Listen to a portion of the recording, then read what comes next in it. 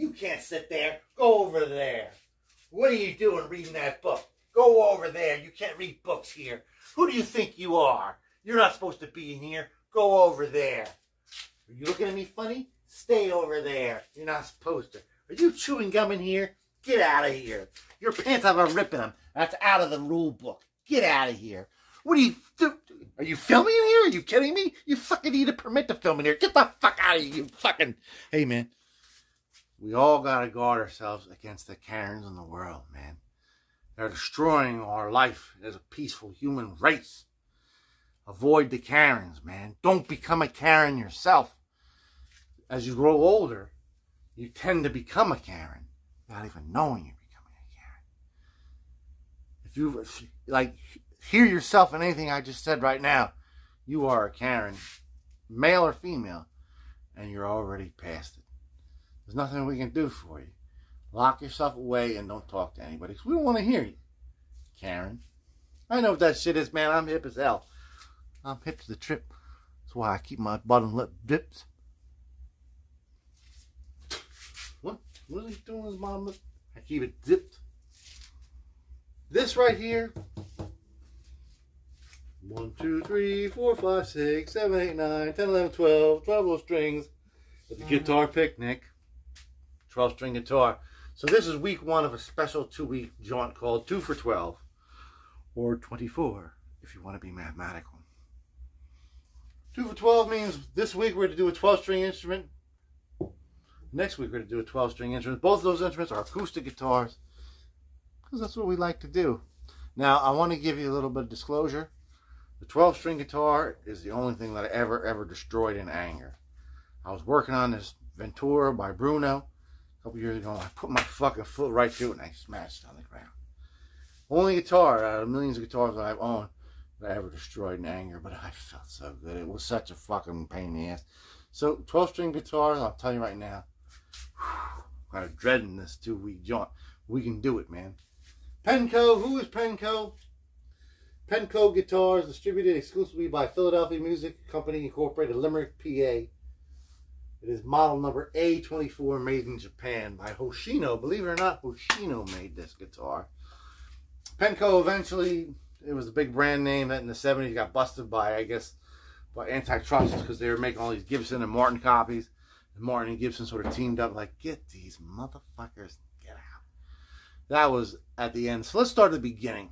You know what I mean? Let's start at the beginning of our little tale, right? 1939, a man of German extract, William Boss, in the city of brotherly love, incorporates a music distributor, Philadelphia Music Incorporated. We already talked about that. Philadelphia Music Company, that's him, William Boss, 1939, right? 20 years later, his son is going to the University of Heidelberg, runs into Wilfer, Fred Wilfer, owner of Framus, befriends him. At that time, guitars were exploding everywhere, right? It's what we call the Great Renaissance in guitars, right? And they say, hey, you know, my dad,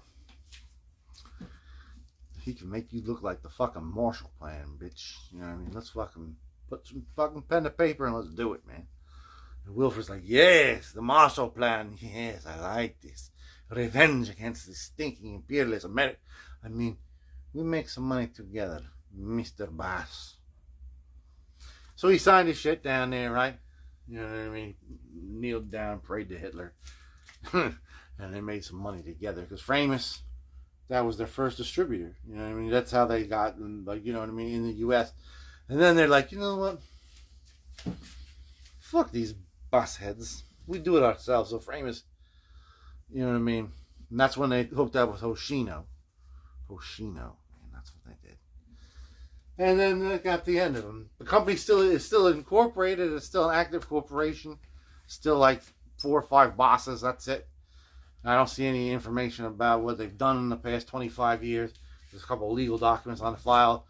Well, William Boss died. I guess they had to get rid of his name, and they put like Fred Boss in charge. I don't know if Fred's still alive. He might be.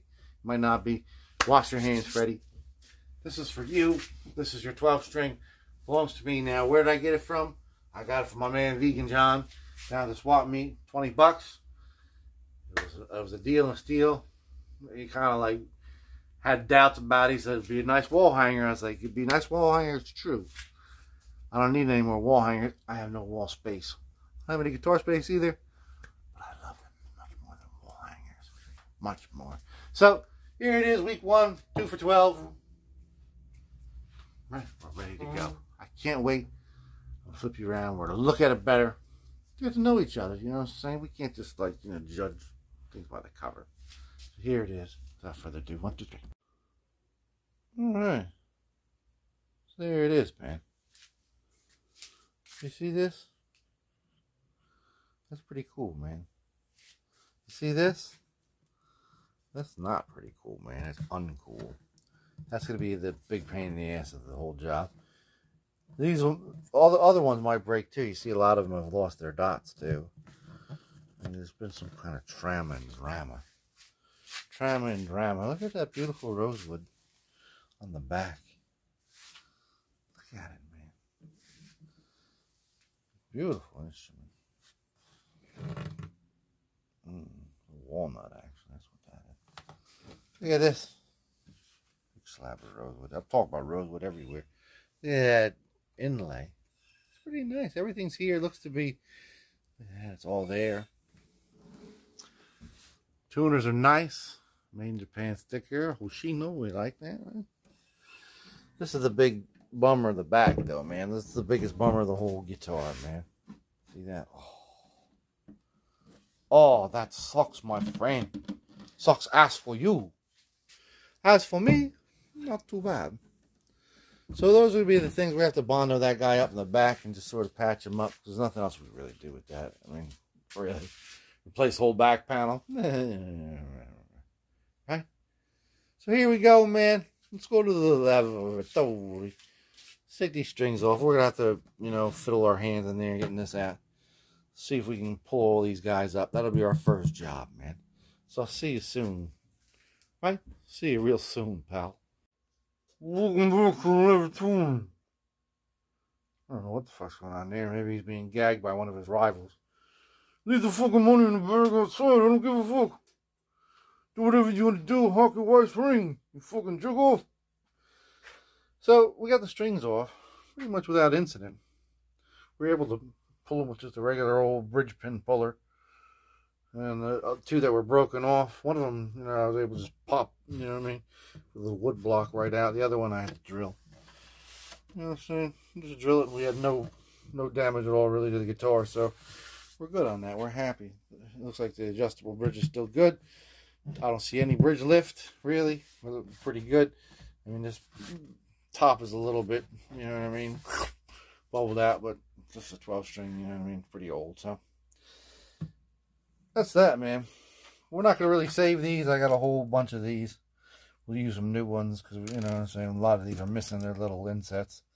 But we'll put them in the drawer, just in case one day we need them.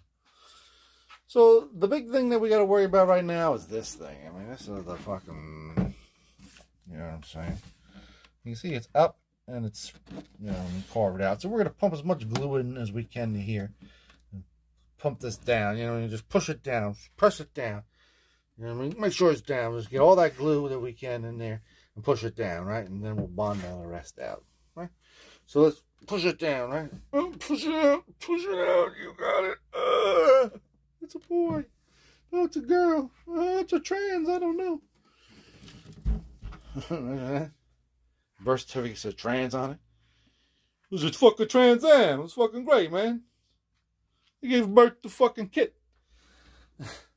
Let's clamp that thing, glue it. You know what I mean? And I'll see you. Dunt. Dunt is the new one for the day, man. That's the magic word. Alright, so we got a very delicate operation here. Got the pipe clamp keeping it in. Got the two quick grips keeping it down. Got a heavy set of dies. Keeping the guitar on the workbench, right? Let's let this set for about a date, right? Put a lot of glue in here. We'll just see that lot of glue. You see that? Lots of glue. So let's see. We'll see when it's dry, son. We'll see what we did. Alright, so we've had it clamped for almost exactly 24 hours. Let's unclamp it and just let it set for another day. So we put a lot of glue in there. And it might kind of look like it's like almost totally dry. But I mean, you know what I'm saying? Let's just be extra safe. It's real hot outside. I might put it out in the shade for a little while. Just get it some air. You know what I'm saying? Sometimes that helps. Right? I'll see you later when we know that it's secure. Right then. Alright, so we let it dry for a whole day outside. It looks good. Before we get to the Bondo, though, and all that other finishing outside in the sunlight, because I let it sit outside for a day. I saw something I didn't see before. Look, there is some bridge lifts just right in this corner. Do you see that? Alright. Now, I've fixed this before on different guitars. Sometimes it's good, sometimes it works, sometimes it actually weakens the integrity of the guitar, of the bridge in particular, you know what I mean? I don't know why, it just does. So, I'm going to just do like an express version of what I generally do. I'm going to spray some hot water, you know what I mean, into here. It's as hot as you get it out of the tap, right? And we'll let that set for about 20 minutes. Shove as much glue as possible into that crevice. Get this clamp going. Let it set for a day. I'll see you after we're clamped. My good friends, you know what I'm saying? Better safe than sorry. Better sorry than safe sometimes. Alright, so it's down. You know what I'm saying? Looks like it's all the way to the flat surface. You know, I don't know. This is the kind of bullshit you don't really want to deal with an old 12 string. I mean, the tension on these necks is incredible. You know what I'm saying? Bridges too. You know what I'm saying? Anyway, we'll let that set for a day, unclamp it, and you know what I mean. Then we'll get to work on the back. We won't put any tension on this for, you know, about a week. Right? 1 week. Alright, so it's the next day, and it seems to be dry. Seems to be dry. Now, there's a lesson to be learned in this whole, you know what I mean, clamping down bridges thing. I remember about a year ago, I had this Czechoslovakian guitar I was doing for you guys. And it had like something similar to this, you know what I'm saying, a little slight bridge lift on one side. So I clamped it, and because, you know, time was, you know, sort of like, I want to get it up by Wednesday. You know what I mean? I only waited like 24 hours. I strung it up. I did my little, hey, I'm Guitkit, and see you later. You know? And then like the next day I saw it was starting to lift again. I was like, what? And then like 2 or 3 days later, it actually was, the whole bridge was like off. I said, what the fuck? You know what I mean? It wasn't even that bad. You know what I mean? So all the water and glue that I pumped in there got the, you know, the glue that was like, I guess, holding together from the old Soviet Republic. You know what I mean? All riled up and just, you know what I mean? I put it away. I was like, I don't ever want to see the guitar again. But, you know what I mean? A lesson can be learned. So, since this is just a slight little thing, you know what I'm saying? We're going to, you know, unclamp it and just sort of, you know, not put any tension on it for at least 4 or 5 days, right? These 4 or 5 days. Even though it's just a slight bit, you know what I mean? I want to make sure it's totally dry. So let's unclamp it and I'll see you there. There we go. And it's down, you know what I mean? Down as it can be. This little hump still here. My Washburn, my favorite, you know, Washburn from Korea from the 90s also did that. I mean, all these Asian Oriental guitars are made of real shitty wood. Not as thick as like it should be, and the bracing is not that good. But it's going to have to do for now. Because we're not going to, you know, I could like pour a whole bunch of water in here and then like set it on this side and try to clamp that down. But as soon as it dries and I put strings on it, you know, within 6 months it'll be back where it shouldn't be. So now we can work on this. It's been at least 72 hours since I first put glue on it. So it's definitely, you know, for the most part dry. We're going to bring this outside, mix up some Bondo, and just fill in this, you know what I mean, little deficit. Because everything else feels pretty level. This is cleaning off a little bit, you know what I mean? There's a little bit of glue and shit kind of on there. And just like tape it up slightly, so we're right to the edge there. You know what I'm saying? And then we'll just put the Bondo on accordingly, right? Put the Bondo on accordingly. I'll see you outside for that moment. One moment in time. Alright, so we had to change of plans. And I had it all set up outside, ready to go. And I felt like a drop of rain on my neck, and suddenly it was raining. So, moved it to the foot of my garage here. We're going to mix up that Bondo. Right? And we're going to, you know, we put it here. We've got it taped off to where it needs to be taped off. Really. Quick jobber. Quick jobber. We'll see you when we're all done. Darned. Alright. So, did a good job. Wiped up what we could. Made a little bit of a mess. Let's let it set for a couple hours. And I'll see you then. gorgeous. It's the next day. Nice and hard now. I heard it. And then said it. So I got it hanging like halfway over the table. I got a little weight on it because I don't want anything to mess with that bridge that I glued about 48 hours ago. Maybe a little bit longer than that, actually, now I think about it. So I'm going to take this tape off here on the side. Okay? And then I'm just going to sand this, because this tape kind of extends a little bit over the binding, and I don't want, you know what I mean, I want to be able to on the block. Right? We'll get that even. We'll pull this off, we'll clean it up, and I'll see you then at that point.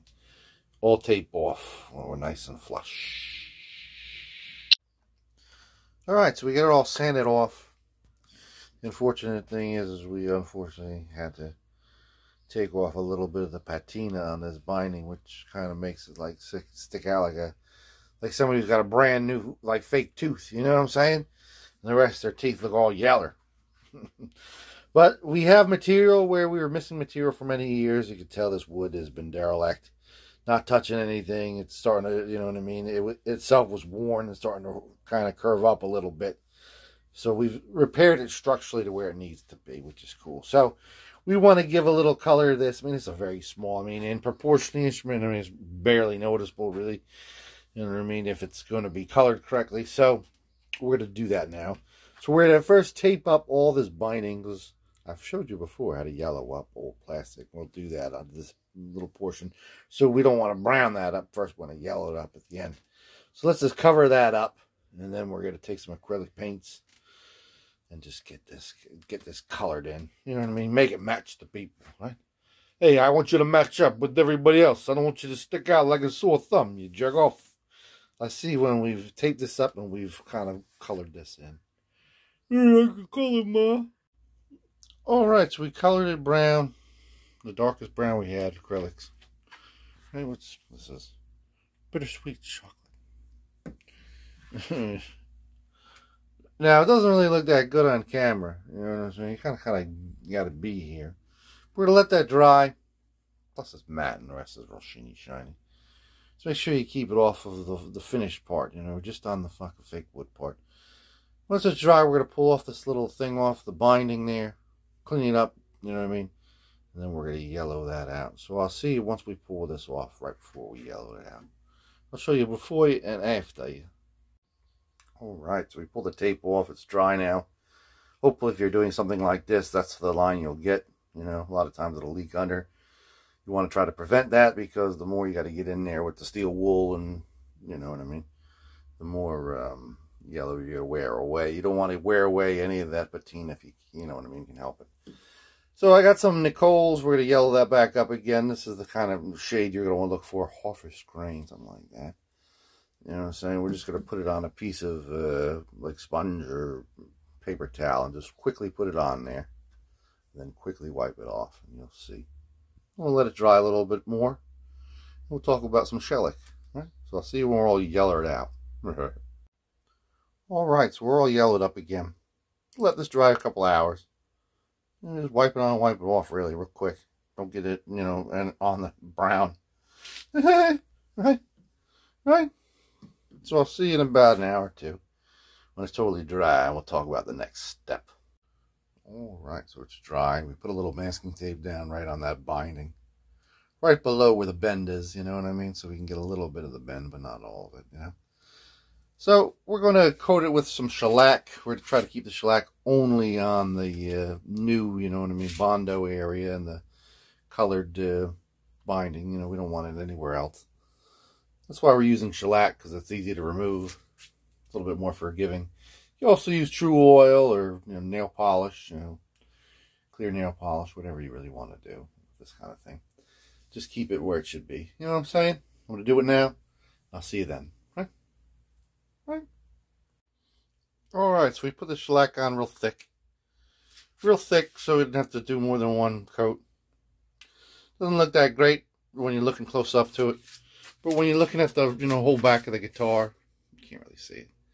You know what I'm saying? And for a repair like this, on a guitar like this, that's good enough. So let's let that dry. strong and long, and I'll see you then. Right? Then. All right, there it is. It's all dry. I mean, it doesn't look like, you know what I'm saying, like it came out of the factory, but I mean, it doesn't look that bad, especially, like I said, if you're like from a distance, you can't even see it.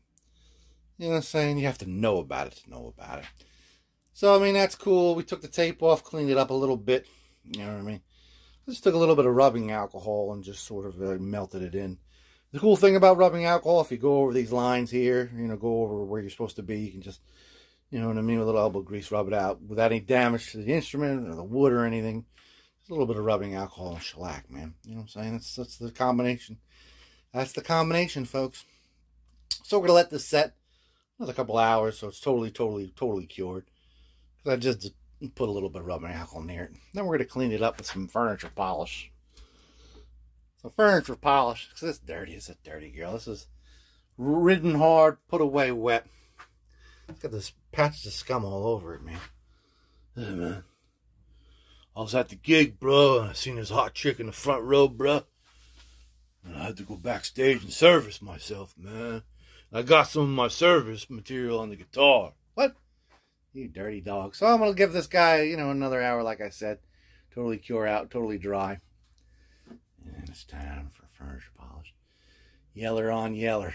Seeing them rich all sand up, son. Oh, yes, look at that. That's beautiful, isn't it? Isn't that gorgeous? Does that make you feel special to be alive? Although there's something wrong with the nozzle here. The little top flew out. I put it back in and I lost it. Hey, man. That's my sediment, man. That's just seeing that go. After I soiled my guitar, bro. So now we're going to take a little bit of mineral oil and just rub it in here. See how these are all uneven? We're going to rub it in here. These frets are alright. It's a 12 string. It's going to be a little bit, you know what I mean? A little bit coarse, right?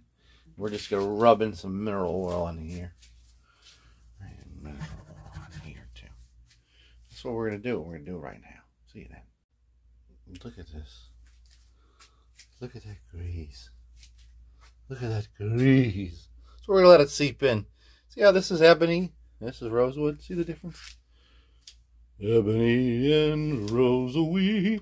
So let's let these guys seep in half hour and we'll wipe it off. We'll wipe it down. Right? And then we'll move on to the next step. The next time. Right? See you in a minute. Oh, yeah. So it's been about an hour. I wiped it off, you know, 25 minutes ago. And then I let it set and just dry for a little while. And it's perfect. It's great. So I'm going to leave it there. I'm not going to put any wax on it anywhere. I have a thing about waxing 12 strings. I remember my friend Ronnie, old Roy doing when he built Derelect Studios years ago. He bought all kinds of nice instruments. He got a beautiful Washburn 12 string and he sat upstairs setting it up. He wasn't much of a guitar, you know, head. You know what I mean? I showed him how to tune it and, you know, let him a tuner, I believe. And he was good at like, oh, I'm going to bring this downstairs and play downstairs, you know, because the studio was upstairs. People hung out like downstairs when it got crazy, you know? And he like brought it down the stairs, and the stairs like real like thin up there at the Derelict Studios, you know? And it was like all waxed up and shined up, polished up, you know? Slipped right out of his hand. Oh! And he lunged forward for it. To try to, he like, no! You know what I mean? And unfortunately, he fell down the stairs right on top of it, cracked the whole guitar, the neck, the body, you know, busted. He said he busted his rib. It was not a good scene for Ronnie or for the 12-string Washburn. I don't know where it is. I think my man MC might have it still, if it still exists. But anyway, I'd like to repair that if he does. I bet you I can get it going again. So, here we go, man. Let's get this guy finished out. Now, we see here, you know what I mean, we're still, you know what I mean, not rebuilt. Let's talk about rebuilding, right? So, I took this stuff, you know, off the instrument, you know, when I was getting ready for it, and it only had one washer on the lower thing. I was like, huh? I looked around, so maybe I lost it, you know what I mean? This looks like a number 6 flat washer. And it's got the bevel on the one side, you know what I mean? The slight rounded. I actually have a 30 pack of these in zinc. This looks like it's stainless. Could have gotten them stainless too. Home Depot, I believe, for $1.38 for 8. I found this in the drawer though.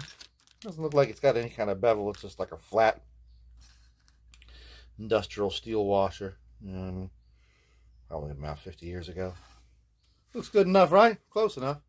Nobody's ever be like, look, this one has a slight bevel and this one does not. You know what I mean?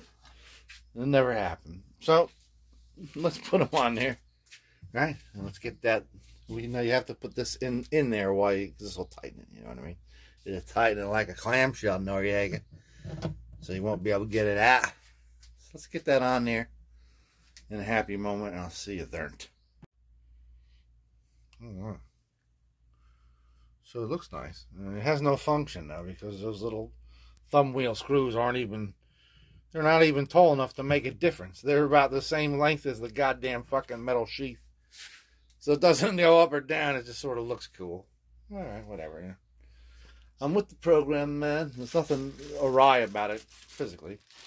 So I go in bulk. I think I told you about this a while ago. I might even showed it to you earlier this episode.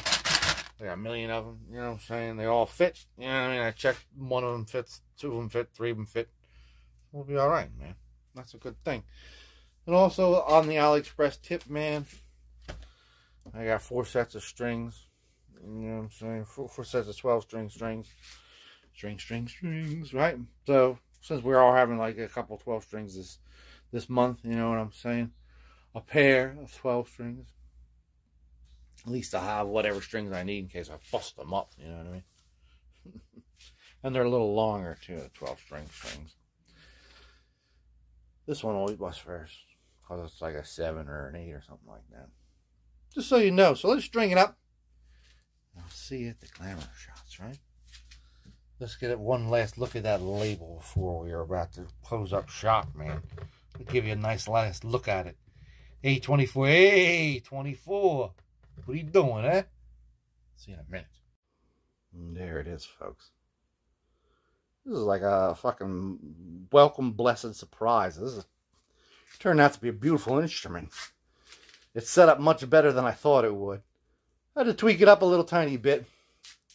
I replaced the regular saddle with a piece of neck binding to bring it down just a little bit. These are coppers too. Coppers are great. Coppers make like every shitty instrument sound incredible. Tweak the truss rod a little bit to the right. Look at this action on this fucking guitar. Look at that unheard of action. Look at that. A 60-year-old 12-string, please. You'd never see action like that on a, especially an import Japanese instrument. You know what I mean? It's usually like, you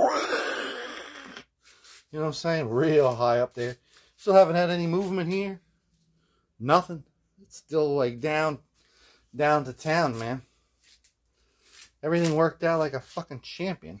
You know what I'm saying? It looks great. Seems like it's going to be a nice addition to the old family.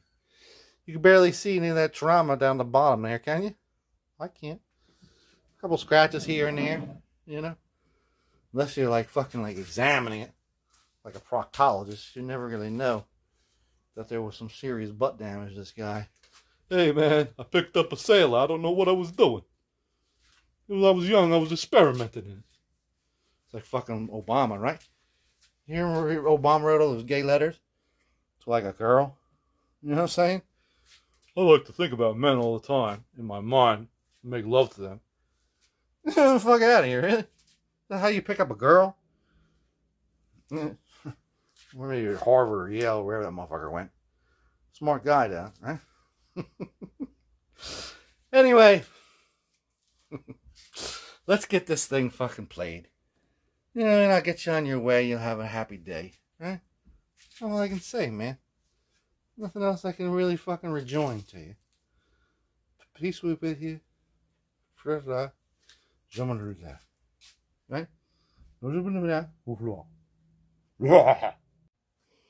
And there it is, man. That is the great Penco A24 12-string from the mid-60s. This is what you want your 12-string instrument to sound like. So I'm so glad that we are able to start off our 2 for 12 extravaganza with an instrument that really, really came out excellent. You know what I'm saying?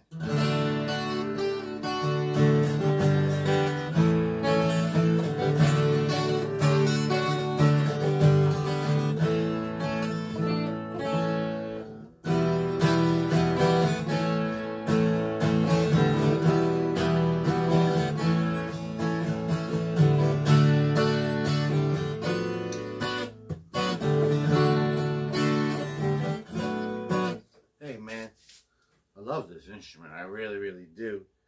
I can't say enough about it. I have a harmony over there in this big pile all the way at the bottom, and I wanted to do some recording with a 12-string not too long ago. And now I know what I'm going to record it with, right?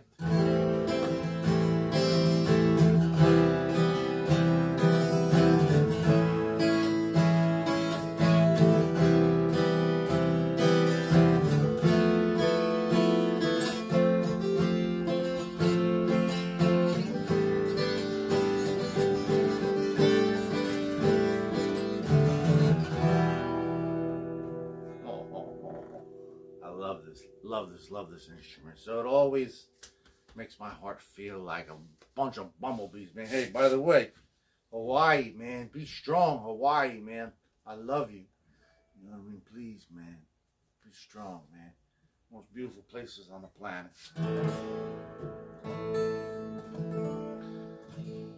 So anyway, I saw her today at the reception. Glass of wine in her hand. Well, I knew she'd meet her connection at a free for lose my hand. Where you can't always get what you want. No, you can't always get what you want. You can't always get what you want. Well, you try sometimes, that's my fine. You get what you need. You get what you need. Hey, man, Mick and Keith, man, happy birthday, Mick. Keith, God bless you, man. Keep rolling along, brother. You know what I'm saying? Rest in peace, Charlie. Yo, Wyman, what's up, my brother, man? All the Stones, yeah, Ronnie, what's up, Ronnie Wood? Small Faces, Rod Stewart, man, peace be with you. Hey, man, see you next time. We'll conclude the 2 for 12 saga. Saga, man, we're getting into saga, man, all kinds of gossip.